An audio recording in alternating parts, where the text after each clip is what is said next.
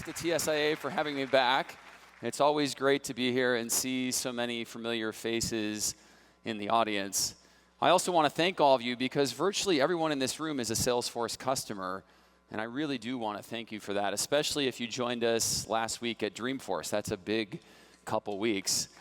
Yeah, all right, some applause for Dreamforce. That's great.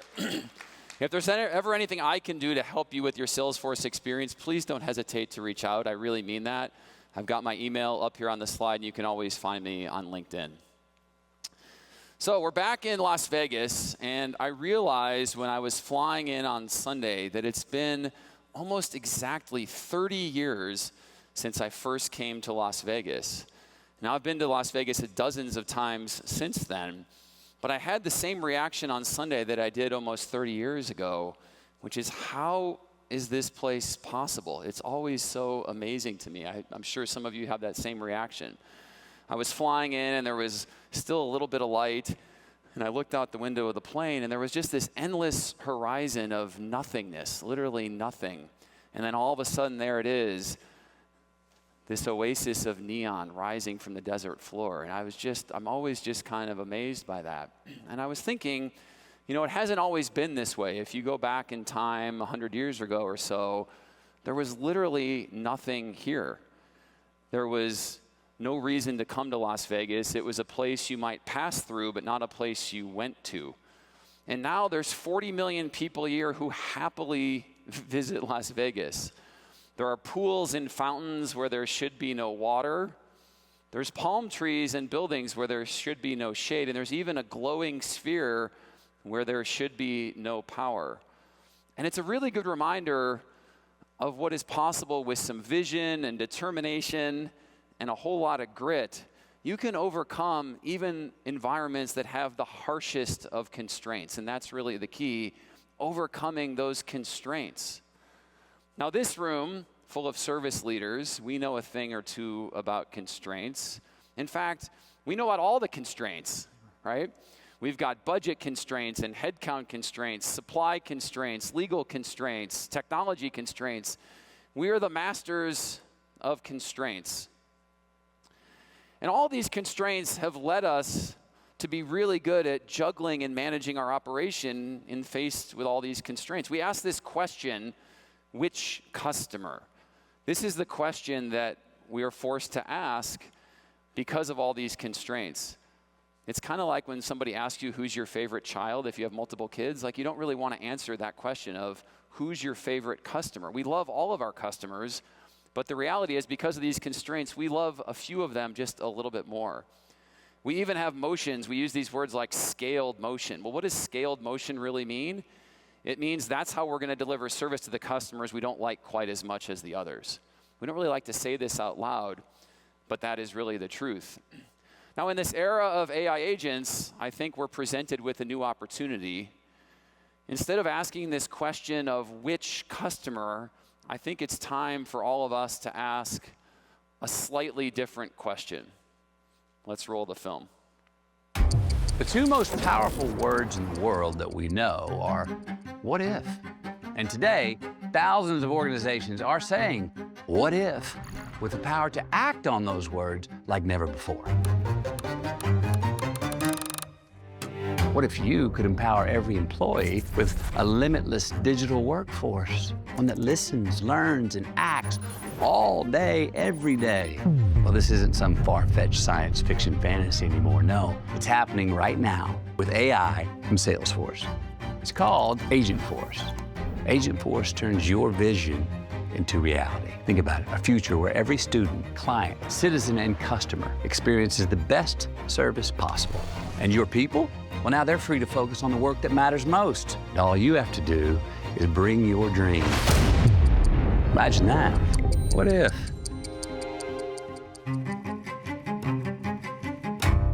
What if? That is the new question. Bring your dreams. What if? Now, I've got a funny story to tell. A couple weeks ago, Thomas and I were meeting to prepare for the conference, and we were comparing notes on what we were each going to talk about. And he gave me this one piece of advice. He said, Jim, whatever you do, don't treat this like a Salesforce commercial. And I said, okay, that's really good advice, Thomas. So then as I was preparing my remarks for today, I said, you know what I'm going to do? I'm going to run a Salesforce commercial. No. Technically, that's not a Salesforce commercial. We couldn't get Woody Harrelson to do it. But I did think, when Matthew's offered to do this video for this event, I thought it was so compelling, and we're going to use it for lots of other things, because this question of what if is so incredibly important. We have this opportunity to rethink how we deliver service. Now, we've been on this journey at Salesforce for a little over a year, and I would say we're not in modern day Las Vegas like you see here. We're probably more in 1950s Las Vegas, this kind of time. This is the era in Las Vegas where we knew something big was happening here, but we were still giving away free hotel rooms and free buffets because we didn't realize people would actually pay for those things. So this is kind of the era we are in at Salesforce on this journey. And so we started Agentics at Salesforce a year ago, and we launched in service this site, help.salesforce.com, which looks like a very traditional support portal that we've all had in our organizations for many, many years, except we changed the lower right-hand corner where we used to have a chat bot. We put this button that says Ask Agentforce, and it was this agentic experience. I'll tell you another story. Last November, we had an all-company meeting. So imagine the setting. It's a ballroom about this size with 500 senior Salesforce executives in the room. And we're streaming it to another 70,000 of our colleagues, our employees all around the world. And so I get up there, and I am proudly demoing this new innovation on our help portal. And it actually says a lot, because for years we would never have gotten to demo our help portal in front of the whole company. So that in and of itself is quite significant. So I get up there to do this demo, and Mark Benioff, our CEO, is sitting there in the front row. And he always has a microphone for these meetings. Now, most of the time he doesn't use the microphone, but today was not one of those days. So I get up to do the demo, and I'm talking about, hey, we have this portal, and there's this new agent on there, and Mark picks up the microphone. He says, it looks like a chatbot. So I then attempt to explain to Mark how agents are not chatbots, and that wasn't a great idea. And he says, but it still looks like a chatbot. It's an agent. Why doesn't it look like ChatGPT? This was a kind of a one-on-one moment in front of 70,000 people. So as you can imagine, we very quickly changed the experience to look more like ChatGPT. So this is our new experience. Still to this day, this is kind of what it looks like. And I don't want to steal his thunder, but Bernard Slowey, one of my colleagues, is doing a session this afternoon at 2:30 in Juniper 1. I'd encourage all of you to go there. Bernard's going to go a whole lot deeper on the support experience, what we've learned from agents. And I know a lot of you are on that journey, so I'd encourage you to do that. And as Matthew likes to say, down in Austin, Texas, go early, be loud, and wear orange. So you can all do that and go heckle Bernard in his session this afternoon. Now, I do want to mention one thing about this experience and one of the things we've learned, because it's relevant to all agents. A lot of times when we start these journey of building these agents, we think about the brain of the agent.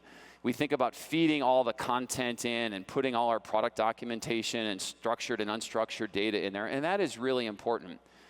But we have to remember we're in the service business, and in fact, I would argue that all agents are in service to somebody, maybe a customer or maybe an internal user.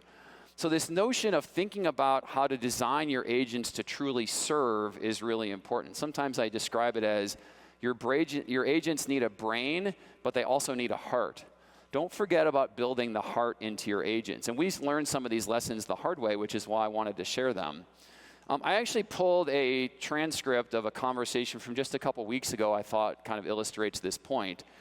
And so here's a customer view. The customer isn't able to log into Salesforce, so it's a pretty basic use case.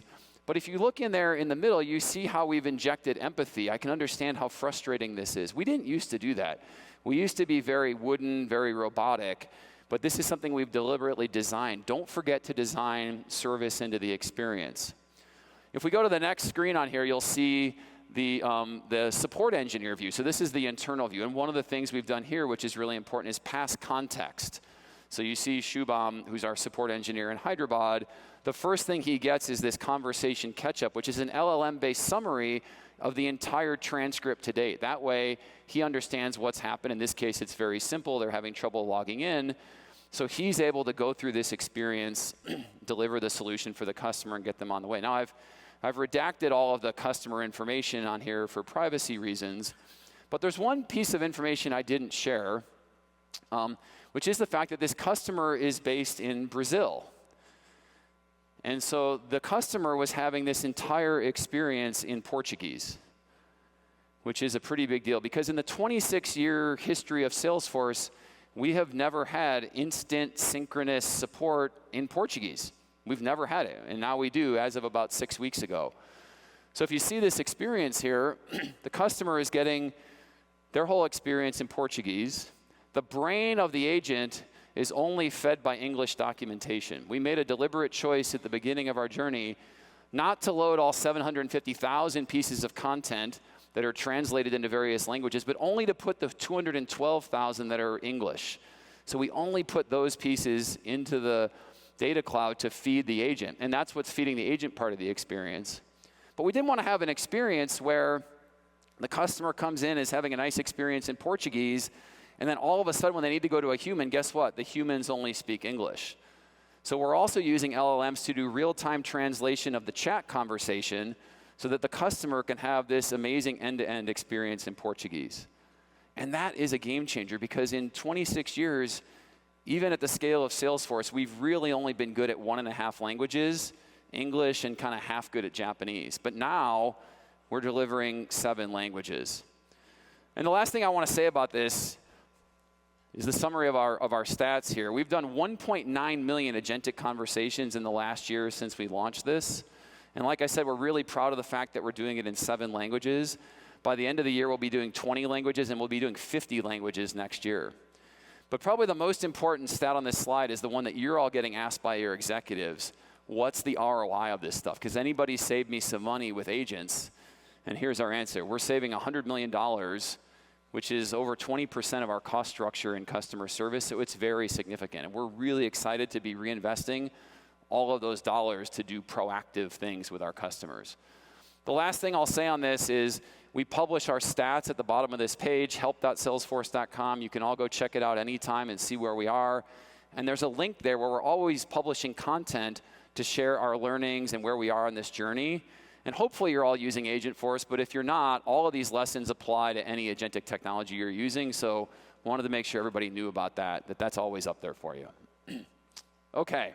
So that kind of covers us on kind of reactive customer support, which is really the primary and first use case that most of us are tackling with agentic AI. But Thomas and JB asked me to talk about it more broadly. Talk about all of the touch points across service that you think are applicable to AI agents. And so I wanted to introduce a framework that we use, this 2x2 matrix, which is how we think about all of our service touch points. And to orient you on the matrix, the x-axis goes this way, is the continuum from self-service to assisted service, so self-service or human service. And the y-axis is the continuum from proactive to reactive. And we use this matrix because every service touch point that we have plots into this matrix. And this is kind of how we think about it. So what we just talked about with help.salesforce.com and the agentic to human interaction is really the bottom of this matrix. That's the bottom of it. Which you see there, and it's a continuum of self-service to assisted service, but for reactive support. This is customers coming at us, asking us questions. And one thing we all know that's true is that there's a department in our company called finance, and it is their job to make sure that we barely have enough capacity for that volume coming at us, right? Goodness knows they're never going to give us enough capacity to do anything proactive, even though all of us aspire, because we're all kind of service nerds at heart, we all aspire to deliver this amazing proactive experience. Well, I'm here to tell you today that I think this is our opportunity as an industry. This is finally the time when we can get proactive. It's time to go after the top half of this matrix. So what does that look like? Well, let's talk about how we deliver proactive service today. We typically do it by sending out emails. So a lot of us send out service emails, and they've got a lot of links. They've got CTAs or calls to action. We want our customers to go do something, which is typically we want them to read a static HTML page to learn more. But there's this other interesting thing that we do on all these emails. How many of us have emails that come out from noreply@ourcompany.com? Anybody have those? No reply. Well, why do we have no reply emails? Because we don't have enough humans to respond to them. So we put up this terrible service experience, say, don't reply. We sent you this proactive thing, but you better figure it out on your own. And that is not the right way to serve. So one of the very simple things that we can all do with agentics right now is get rid of those no reply emails and have your agents actually point the customer in the right direction. Maybe you're just pointing them to a website or doing something simple, but that's not really very hard to go do. One of the things we've been experimenting here is actually taking it a step further and saying, well, what if instead of sending out a proactive email that just had a link to a bunch of HTML pages or links, what if we actually embedded the agentic agent into that email? What would that be? Could we actually use that email to have a conversation with the customer real time? Again, grounded on the same content that we'd already loaded up into our help agent, so there's a lot of leverage here. And oh, by the way, you can also do this in those same 7 languages. So that's a different experience. We've just started testing this about 3 weeks ago, so I don't have any results to share, but this is something we think is really interesting, is the convergence of email and agents for proactive service. And then, and this sometimes happens in our industry, kind of out of nowhere comes this technology innovation that we didn't really realize was going to be so important to us. So last week at Dreamforce, we announced this thing called Agentforce Voice. And I think a lot of us, maybe not in this room, but in our companies, we still kind of think about agents as chatbots. But really, this notion of agents and voice is going to change everything. And if you've played with the voice on ChatGPT, those same capabilities are now coming to enterprise-class agents. So at this point, we've been thinking about how can we be proactive. I think it's time to blow it all up and almost start over. So, kind of like the Tropicana. By the way, the bass in this stage is way better than the bass on my laptop in my hotel room. That was really cool. So I thought what would be interesting to do here is to give you a little glimpse and try to do a demo, which is always dangerous on a stage, but try to do a demo of what a proactive service experience would feel like with Agentforce Voice. So let's see if we can run the demo here and see if this works. Oh, okay. Let's see.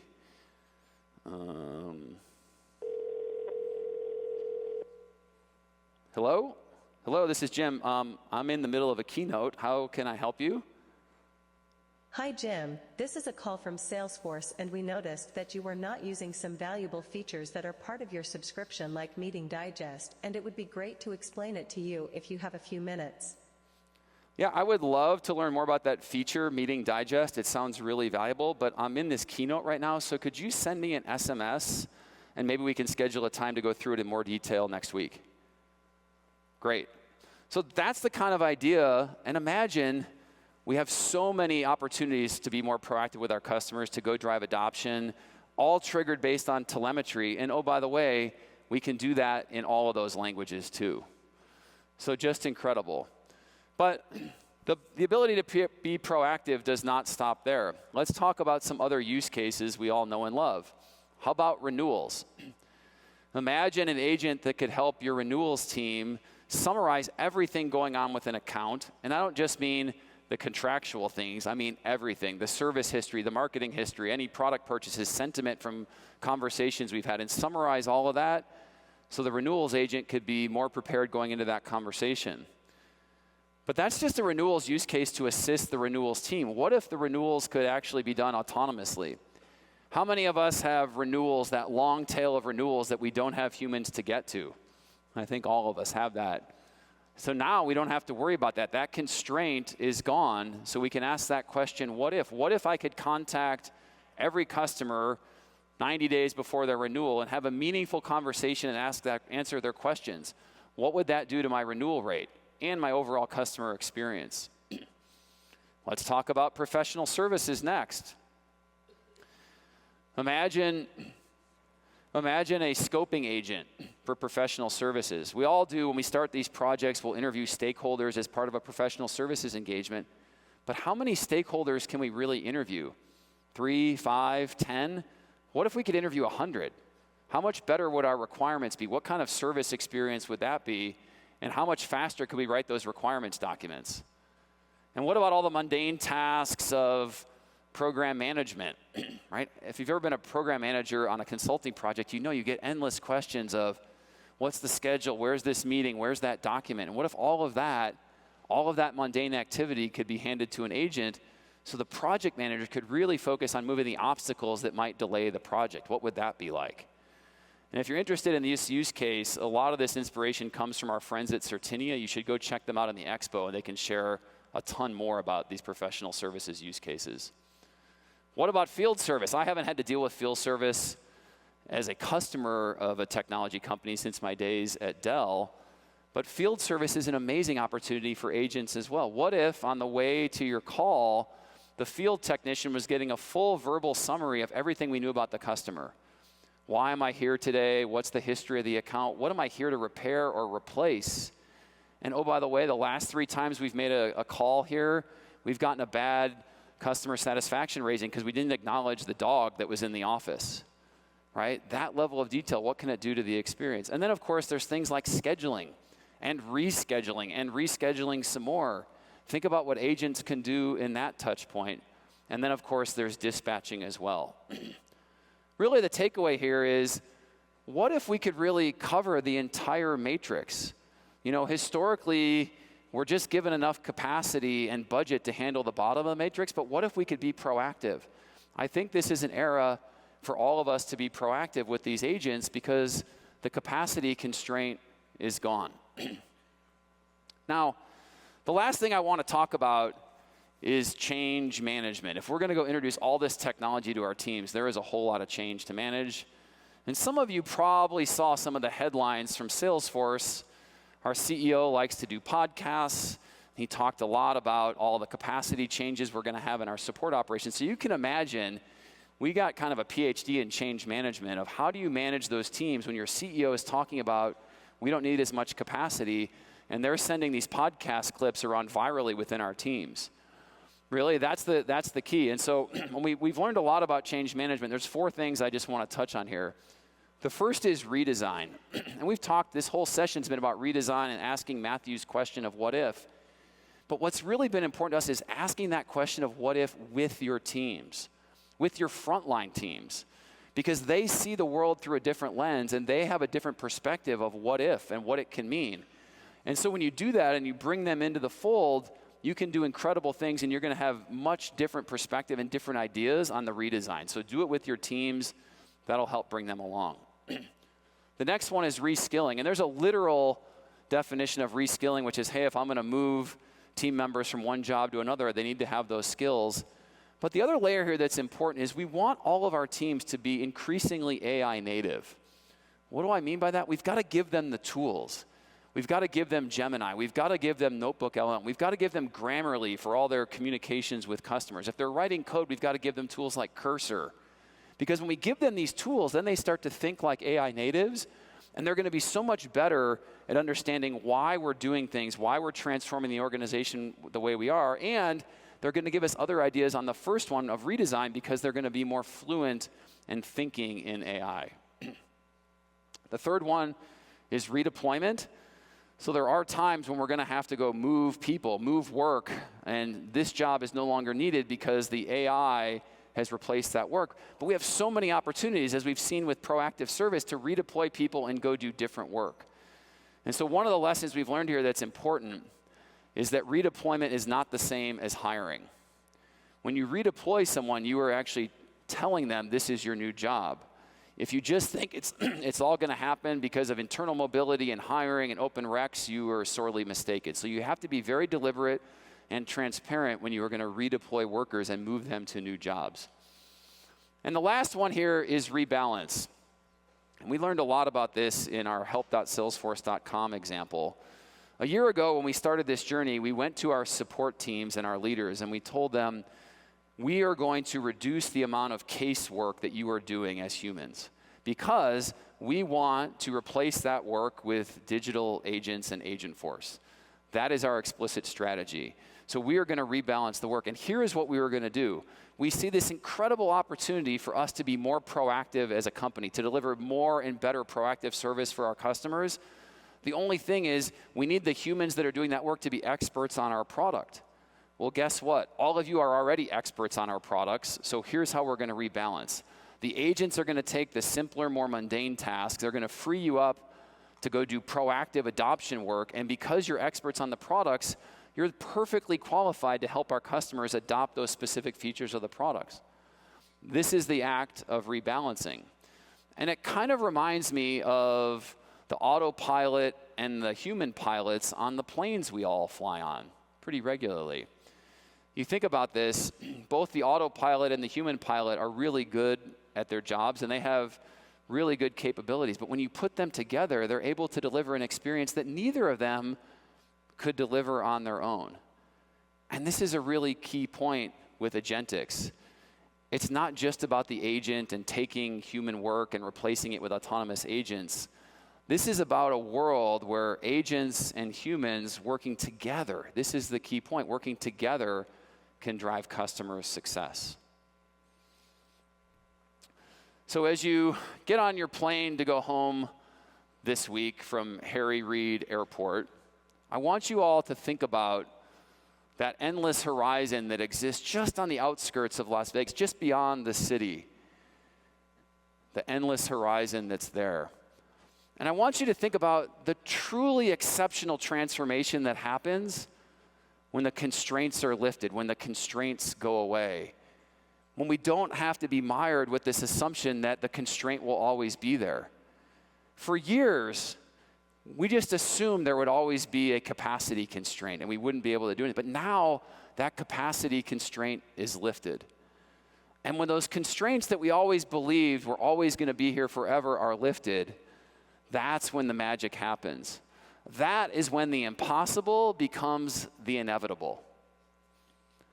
So here's the challenge to all of us in this room. We have this opportunity with this new technology and this lifted constraint to go out and change the definition of service, to change what it means, what people think of service. And we can go change this for our customers, we can go change it for our company, for our teams, and for the industry. So let's go out there together and light it up. Thank you very much.